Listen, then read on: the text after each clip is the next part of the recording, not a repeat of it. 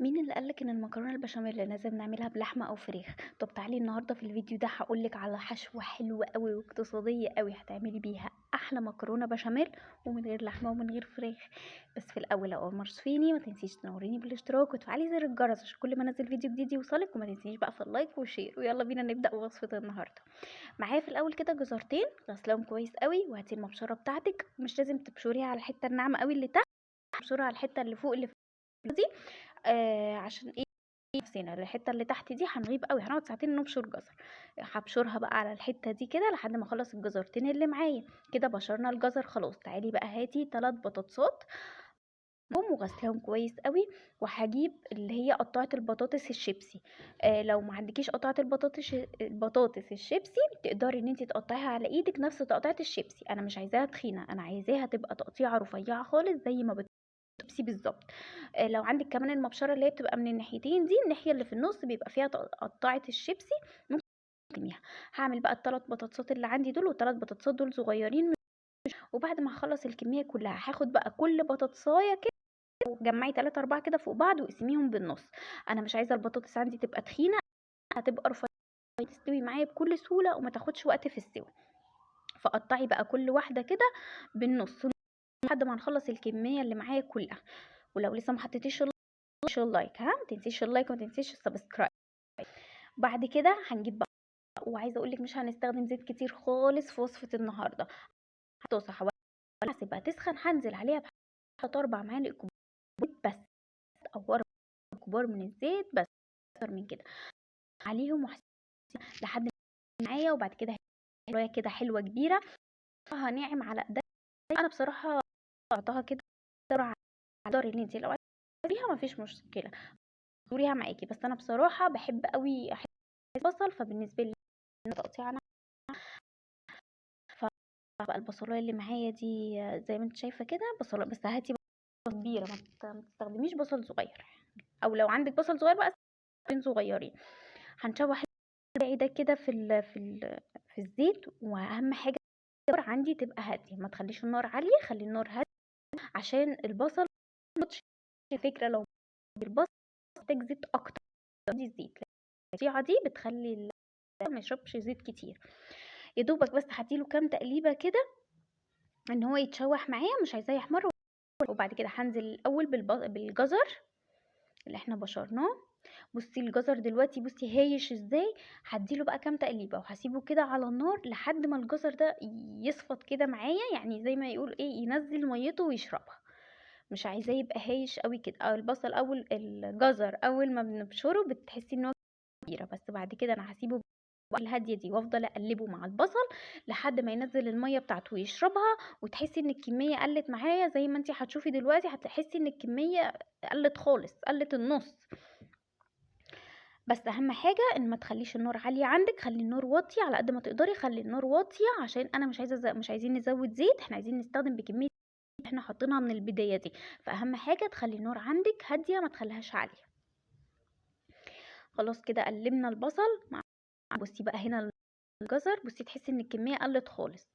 ولحد دلوقتي انا ما زودت الزيت بنفس كميه الزيت اللي انا حطاها في الاول. وهتحسي كمان ان لون الجزر اتغير، اللي هو يعني استوى. هنزل بقى بعد كده بالبطاطس. انا 3 بطاطسات بس، ال3 بطاطسات اللي انا عاملاهم دول بطاطس صغيره. لو البطاطس عندك يبقى استخدمي بطاطستين بس. اقلب بقى كل ده مع بعض كويس قوي، البصل مع الجزر مع البطاطس، عايزه كل ده ياخد ويدي مع بعضه كده ويتطعم يعني بنكهه واحده. تعالوا بقى كده بعد تقلبتين 3 كده، وتعالوا بقى نظبط بتاعه الوصفه النهارده. وبهارات مش خالص، يعني وصفتنا النهارده سهله وبسيطه واقتصاديه وما فيهاش بهارات كتير. بس هرجع اقول لك تاني، ما اوعي تعلي النار، مش عايزين الحاجه تلزق في الطاسه اللي احنا شغالين فيها، خلي النار هاديه. هنا بقى بعد ما يعني انا سبتها كده بصي بدأت بقى الحاجه ايه تلزق كده معايا. فهنعمل ايه بقى؟ انا مجهزه طماطم بشراها، 3 او 4 طماطم بشرهم. عندك صلصه انزلي صلصه اللي هي بتبقى بتاعه المصانع دي، انزلي. انا بشرت 3 4 طماطمات ونزلت بيهم الطماطم. الميه اللي بتاعه الطماطم هي حاجه لزقت معاكي هتتظبط. تعالي بقى نحط البهارات. هنحط بتاعه البطاطس دي بتدي نكهه حلوه وحطيت بهارات فراخ وملح وفلفل اسود ورشه صغيره سكر عشان خاطر الصلصه اللي احنا حطيناها. بس كده، هي دي البهارات اللي احنا حطيناها. هديها تقلبتين وهغطي عليها واسيبها بقى تنزل الميه بتاعتها وتشربها. بصي هنا كان في شويه ميه صغيرين. تعالوا بقى نختبر البطاطس، نشوف البطاطس بتاعتنا استوت ولا لسه. هنا كان ناقص لها تكه كده. انا هنا كنت عايزه اوريها لكم على المعلقه، بس عشان المعلقه دي سيليكون فما كنتش عارفه اقطع عليها، فهسيب المعلقه وهعمل التست بايديا. يا جماعه كلنا بنتست بايدينا، محدش في بيته بالمعلقه اهو. بصي كان ناقص لها تكه صغيره، فهغطي عليها تاني واسيبها برضو على النار الهاديه. كان في شويه ميه صغيرين فهسيبهم مع شويه الميه الصغيره. انا ما زودتش حاجه، احنا لما غطينا عليها نزل ميته وشربها.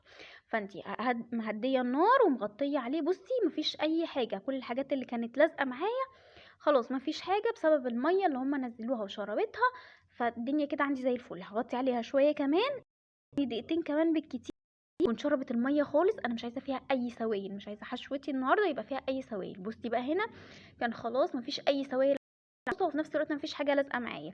وبهاراتنا اللي احنا حطيناها زي ما قلت لك، البهارات اللي هي البطاطس دي حلوه قوي وبتتباع كمان عطار، وملح وفلفل اسود وبهارات فراخ. بس كده كده الحشوه خلصت. تعالوا بقى نحضر البشاميل اللي معايا. هنا 6 كوبايات من اللبن. اللبن ده بارد مش ساقع، وانا حاطه انا لسه ما ولعتش النار. حط عليه 6 معالق كبار من الدقيق هرميين، كل معلقه حلوه كده هرميه. يبقى 6 كوبايات لبن، على كل كوبايه لبن بحط معلقه دقيق هرميه. يبقى 6 كوبايات اللبن اخدوا 6 معالق دقيق.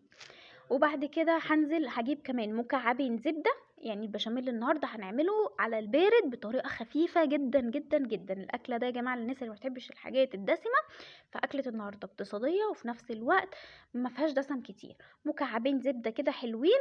وبعد كده اقلب بقى كل ده على البارد لحد ما معايا تماما. مش اوعي تولعي النار الا لما تلاقي ان الدقيق اختفى معاكي. اول ما الدقيق بيختفي تبدأي بقى تولعي النار عندك وتسيبي بقى البشاميل بتاعنا ده يستوي. البشاميل النهارده لو انت بيفشل معاكي البشاميل بالطريقه العاديه، فالبشاميل ده استحاله هيفشل منك، هينجح معاكي. لو انت اول مره تعملي وخايفه من البشاميل، جربي البشاميل اللي على البارد ده، هينجح معاكي واستحاله ان هو يبوظ منك، ولا هيكتل ولا هيكلكع ولا هيبقى اي حاجه. والميزه ان فيه كمان ان هو دسمه اقل شويه من البشاميل اللي احنا بنحمر له دي. هفضل اقلب بقى لحد ما البشاميل ده يبدا يغلي والزبده تدوب معايا. طبعا اول ما اللبن، بصي طرطشه اللبن على البوتاجاز، وكنت لسه غاسله البوتاجاز والله، ما علينا. هحط بقى الملح، وما تكتريش الملح في البشاميل، حلاوته لما يبقى ملحه يبقى قليل. اول ما اللبن هيبدا يسخن معايا هتلاقي وحطيت كمان نص معلقه صغيره من بهارات الفراخ اللي احنا حطيناها على البطاطس والجزر. حطها برضو على ده بديل للمرقه. لو انت عندك مرقه، بس انا ما عنديش مرقه. بصراحه لسه مش عارفه اجيب نوع. كنت بجيب كنوع خاطر المقاطعه فما بجيبهوش، فمش عارفه استخدم ايه، فبستخدم دلوقتي بهارات الفراخ دي كبديل للمرقه. بصوا بقى اللي خلاص غلى معايا، وبصوا لونه. واهم حاجه زي ما قلت لك ما تكتريش الملح فيه، هتاخدي حاجه كده كريمه مش هتاخدي بشاميل. تعالوا بقى نجيب الصينيه اللي احنا هندخلها الفرن. هاخد بقى الاول كده او المكرونه بتلزق منك، فحط لها كده كميه حلوه محترمه من البشاميل. استحاله ان المكرونه هتلزق منك، ولا زبده ولا اي حاجه. حطي كده يعني كبشتين 3 كده محترمين من البشاميل. وبعد كده هجيب طبق هحط فيه شويه من البشاميل، عشان البشاميل ده اللي هغطي بيه الوش. بس كده. وبعد يعني انا بحب المكرونه تبقى متغطيه خالص بالبشاميل، فحط لها يعني حاطه حبه محترمين كده للوش. بعد كده هجيب بقى بقيه البشاميل اللي متبقي معايا وانزلي بقى عليه بالمكرونه اللي احنا سلقناها. المكرونه طبعا انا صفيتها وما بتتغسلش. البشاميل المكرونه بتاعته مش بتتغسل. طبعا المكرونه ماسكه نفسها عشان مش مغسوله. البشاميل سخن فهينزل هيفك المكرونه دي دلوقتي كلها هتتفكك معايا، مش هتدوخني يعني. بس اهم حاجه ان انتي تستخدمي حله اكبر من، يعني بصي الحله عشان انا مستخدماها صغيره فضايقتني في التقليب، كنت حاسه ان انا مش عارفه اخد راحتي. فانتي استخدمي حله كبيره عشان تقلبي براحتك. بصي بقى البشاميل عشان سخن فكك لي على طول المكرونه. بصي بقى انا المكرونه دي كلها عايزاها تتغلف بالبشاميل. عايزه تزودي البشاميل عن ال6 كوبايات اللبن مفيش مشكله، بس هو المعيار ده كان حلو قوي. وهتشوفيها بعد السوا كانت سايحه كده كلها في بعضها. بعد بقى ما قلبت المكرونه في البشاميل نزلت بالحشوه اللي احنا مجهزينها، وقلبي كل ده مع بعضه كويس قوي. هي شبيهه قوي بالمكرونه النجريسكو بس بطريقه اقتصاديه شويه. هنقلب بقى الحشوه دي مع المكرونه كده، وبعد كده هجيب الصينيه اللي احنا مجهزينها بالبشاميل، وهننزل يعني هننزل بقى الحشوه دي على الصينيه اللي احنا مجهزين الارضيه بتاعتها بالبشاميل. اظن مفيش ابسط من كده ومفيش اكتر كده وصفه اقتصاديه. هجيب بقى الصينيه، نحط المكرونه هنزل المكرونه كلها كده وسويها. حاولي ان انت يعني تخليها كلها متساويه، مفيش حته اكتر من حته. سويها بالمعلقه، بسباتيولا، باي حاجه. انزل الكميه كلها كده، وبعد كده هجيب بقى البشاميل اللي احنا حطيناه على جنب عشان الوش. هننزل بقى بالبشاميل ده على وشها كده. غطي وشها خالص بالبشاميل. عندك جبنه وعايزه تحطي على وشها جبنه، حطي رشه جبنه كده ودخليها. انا هشغل من تحت هادي خالص، لان انا الحاجه اللي عن الفرن هشغله من تحت هادي، لان الحاجه كلها تعتبر مستويه. انا عايزه بس البشاميل ياخد وش. هشغله من تحت هادي خالص، ومن فوق هشغل الشوايه لحد ما البشاميل اللون الحلو اللي انت شايفاه ده. بصي اللون الحلو ده جاي كمان من البهارات الفراخ اللي احنا حطيناها، خلت لي البشاميل بتاعي بصي اللون بتاعه رهيب. تعالي بقى نطلع قطعه بصي بقى سايحه كده. وبصي انا ما بحبش القطعه بصراحه تبقى ماسكه نفسها، بحبها تبقى سايحه كده في البشاميل. بصي الجمال. والحشوه بقى رهيبه مع البشاميل مع البهارات اللي احنا حطيناها. اتمنى ان فيديو النهارده يكون عجبكم والوصفه تكون عجبتكم. لو كملتي معايا الفيديو للاخر ما تنسينيش في اللايك والشير والسبسكرايب للقناه.